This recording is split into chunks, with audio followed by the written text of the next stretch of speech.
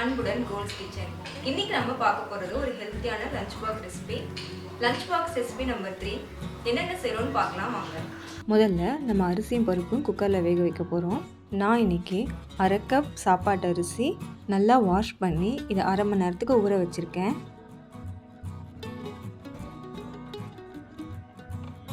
கால் cup துவரம் பருப்பு எடுத்திருக்கேன். அரிசியும் பருப்பையும் குக்கரில் மாற்றிக்கலாம். இப்போ நம்ம தண்ணி சேர்த்துக்கலாம்.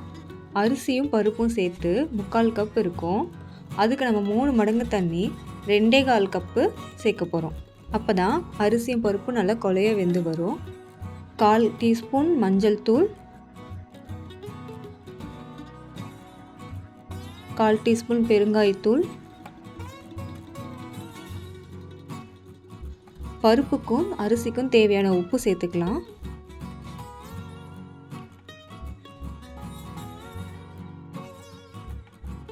இப்போ குக்கரை மூடிட்டு மீடியம் ஃப்ளேமில் வச்சு 4 விசில் விட்டு எடுத்துக்கலாம்.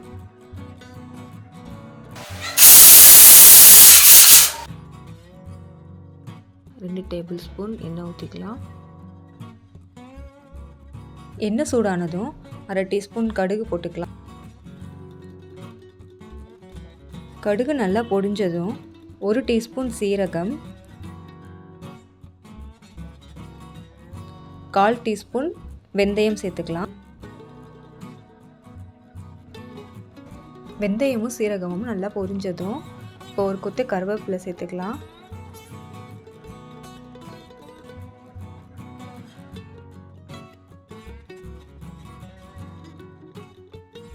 கருவேப்பிலை நல்லா பொரிஞ்சதும் 2 காஞ்ச மிளகாய் சேர்த்துக்கலாம்.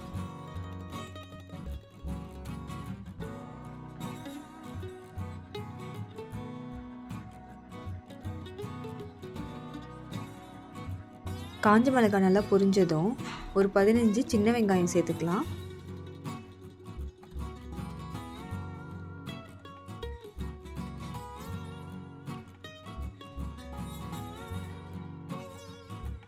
கூட ஒரு 2 பச்சை மிளகாய் கீரி சேர்த்துக்கலாம்.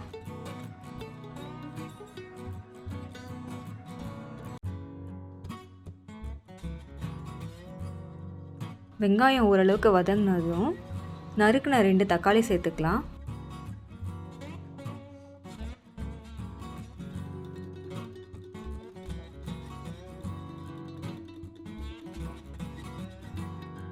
தக்காளி நல்லா வெந்ததும் 1 டேபிள் ஸ்பூன் சாம்பார் பொடி போட்டுக்கலாம். சாம்பார் பொடி போட்டு 1 நிமிஷம் ஆனதும் நம்ம கட் பண்ணி வச்சுருக்க காய்கறிகளை ஒன்றா சேர்த்துக்கலாம். நம்ம குழந்தைங்களுக்கு விருப்பமான எந்த காய்கறி வேணால் எடுத்துக்கலாம். நான் இன்னைக்கு ஒரு முருங்கைக்காய், ஒரு கேரட், 5 பீன்ஸ்,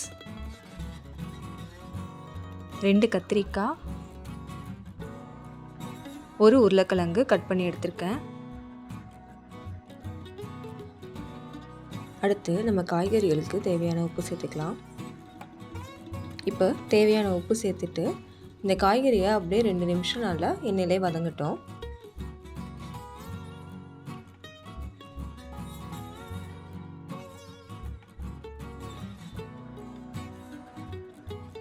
ரெண்டு நிமிஷத்துக்கு அப்புறம் தேவையான தண்ணி ஊற்றி காய்கறியை வேக வச்சுக்கலாம்.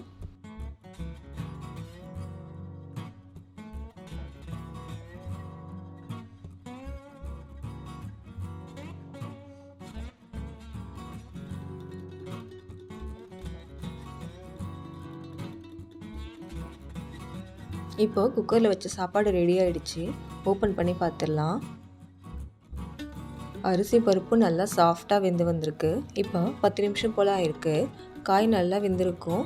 ஓப்பன் பண்ணி பார்த்துடலாம். நம்ம முதல்ல காயை எண்ணெயில் நல்லா வதக்கியிருக்கோம், அதனால் அது சீக்கிரமாக வெந்துடும். இப்போது ஒரு சின்ன லெமன் சைஸ் புளியை ஊற வச்சுருக்கேன் தண்ணியில், அதை கரைச்சி சேர்த்துக்கலாம். புளி சேர்த்தோன்னா சாப்பாடு கெட்டு போகாமல் இருக்கும். புளி தண்ணி சேர்த்துட்டு ஒரு கொதி வந்ததும் நம்ம குக்கரில் வேக வச்ச சாப்பாடை இதில் சேர்த்துக்கலாம்.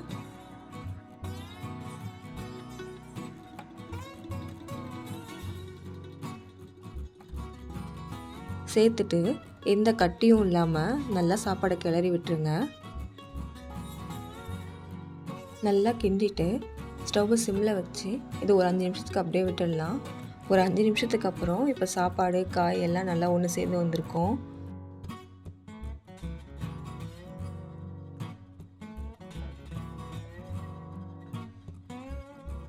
இப்போது நம்ம கொஞ்சமாக மல்லி இலை தூவிக்கலாம். 1 டேபிள் ஸ்பூன் நெய் ஊற்றிக்கலாம். ஊற்றிட்டு நல்லா இதை கிளறி விட்டுடலாம்.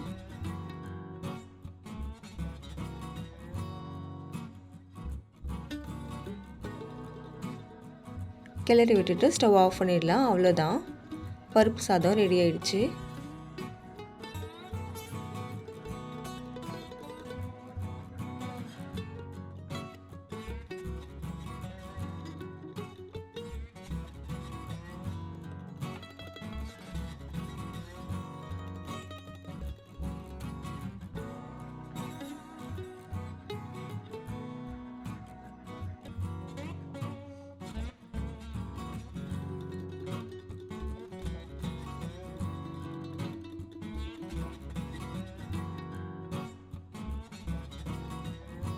இன்றைக்கி நான் எல்லா சீசன்லேயும் கிடைக்கக்கூடிய ஆப்பிள் எடுத்திருக்கேன்.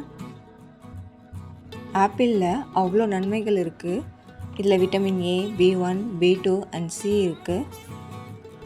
அடுத்து பொரிச்ச அப்பளத்தை சேர்த்துக்கலாம்.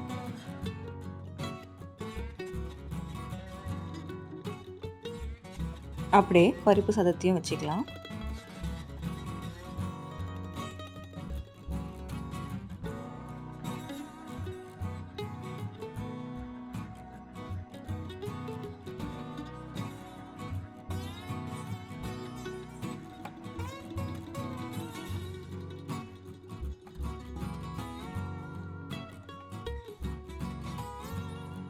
அவ்வளோதான், க்ளோஸ் பண்ணிடலாம்.